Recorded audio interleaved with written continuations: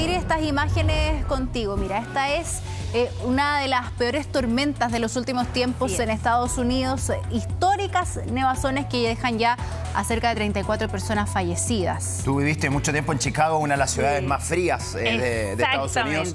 Así que me imagino que de este tema sabes, Alison. Así es. En estos momentos sabemos, ya son 4 días en donde Estados Unidos está experimentando una tormenta invernal, así se le llama allá del hemisferio norte. Una tormenta que ha afectado principalmente Canadá y Estados Unidos. Mi querido Tomás Aliaga, que nos está acompañando con la info internacional. Exactamente, Alison, porque lamentablemente ya se ha actualizado la cifra de personas que han perdido la vida en medio de esta histórica nevazón o tormenta invernal, como tú muy bien la catalogas. Lamentablemente ya son por lo menos 34 las personas que han fallecido. Se trata también de más de 200 millones de ciudadanos estadounidenses que actualmente permanecen bajo alerta máxima. ¿Qué es lo que significa este estado de alerta máxima? Simplemente que están enfrentando temperaturas históricamente frías. De hecho, Ali, tú me podrás corroborar la información, pero en varios estados la temperatura, los termómetros están bordeando los menos 20 grados de temperatura. Exactamente, y sensaciones térmicas aún peor, Tommy, producto del viento que se suma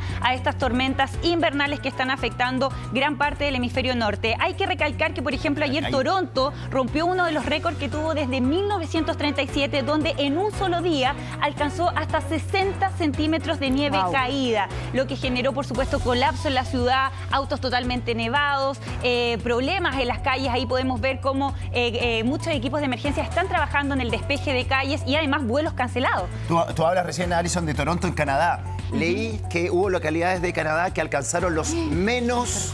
Escuchen bien. ¿Cuánto? Menos 55 grados. Oye, espérate, pero ¿se puede estar en la calle con esa temperatura, con menos 55 grados? Sinceramente, no. Yo me expuse a menos 20 grados y a mí se me congeló el pelo, se me congeló, incluso me costaba respirar, porque se te congelan hasta los pelitos de la nariz. Es increíble, de verdad que cuesta mucho. Las pestañas también se congelan, entonces hay que tener mucho cuidado. Cuando son condiciones así de extremas, se recomienda trabajar de casa. Y además los trabajos en general se hacen mediante vía remota. Sí, Tomás, y con respecto a eso, ¿qué medidas se han ido tomando en Estados Unidos producto de esto? Sí, son muchísimas las medidas que las autoridades han ido adoptando poco a poco, partiendo por decretar estado de emergencia en por lo menos 19 estados de Estados Unidos. ¿Y qué es lo que implica esta situación? Lo que decía Ali, por ejemplo, ya los trabajadores están con la posibilidad de trabajar desde sus casas, clases suspendidas, por supuesto, vuelos cancelados también. El día de ayer estábamos comentando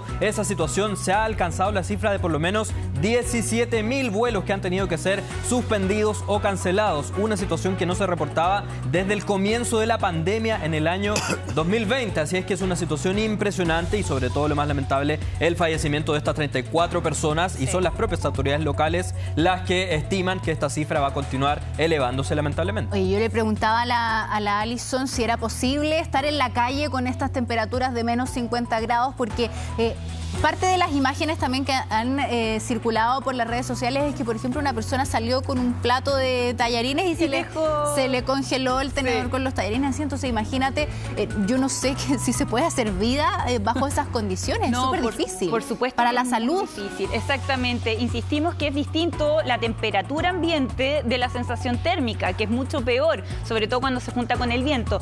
No obstante... ¿Te puede hacer mal para la piel, para la respiración? La piel es terrible lo que sufre. La piel se seca, se craquela, es impresionante. Uno tiene que ocupar, sobre todo las mujeres, que somos más preocupadas de esos detalles. Tenemos que usar cremas cada 2 horas, poner cremas hidratantes en tu cuerpo en general, porque el frío llega a secar de manera drástica lo que es. A lo que voy es que no es solamente que, claro, a uno le da frío, no solamente eso, sino que trae consecuencias reales para la salud. Por supuesto, por supuesto. Hay personas que presentan, también en esta época, hay muchos virus también en el ambiente y los lugares donde se atiendan personas, lugares de salud, los centros de salud colapsan también debido a las enfermedades que se presentan por el frío, los cambios de temperatura.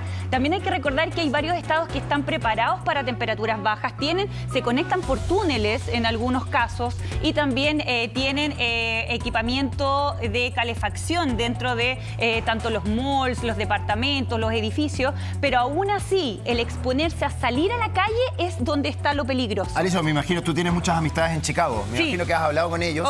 Sí. No sé, ¿qué te han contado? ¿Cuál ha sido la diferencia de este año con años anteriores? A mí me da risa. Yo tengo una de mis mejores amigas, tiene un perrito y me dice que el perrito va a la puerta y se devuelve. Siente el frío y se devuelve y lo saca con chaqueta y todo. Entonces, para que ustedes entiendan de que hasta los animales sienten el frío congelante que se está produciendo en la zona. Por supuesto que allá la gente y todas las tiendas tienen ropa térmica especializada para que uno pueda exponerse, pero estamos hablando de una exposición que no debería superar los 10 minutos.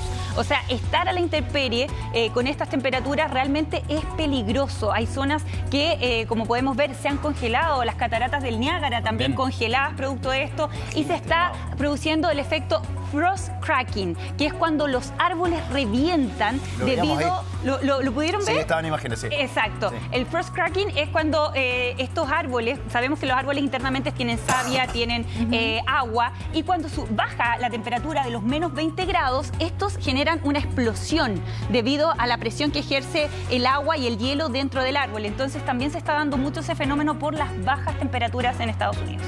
Perfecto. Muchas gracias, Alison, por darnos toda esa explicación técnica. Que tengas un excelente martes y nos quedamos con Tomás para conocer otras noticias también del resto del mundo. Tommy. Sí, nos mantenemos en Estados Unidos. Mucha atención con la información que vamos a actualizar porque la crisis en la ciudad de Minneapolis únicamente se ha ido agravando en las últimas horas. Las imágenes que estamos viendo nos dan cuenta de las protestas en contra de los agentes del ICE, es decir, el Servicio de Inmigración y Control de Aduanas en Estados Unidos. Y estas protestas específicamente ocurren en el exterior del hotel donde se están hospedando los trabajadores de este Servicio de Inmigración y Control de Aduanas. De hecho, ahí estamos viendo una técnica que han decidido utilizar los manifestantes, prender linternas.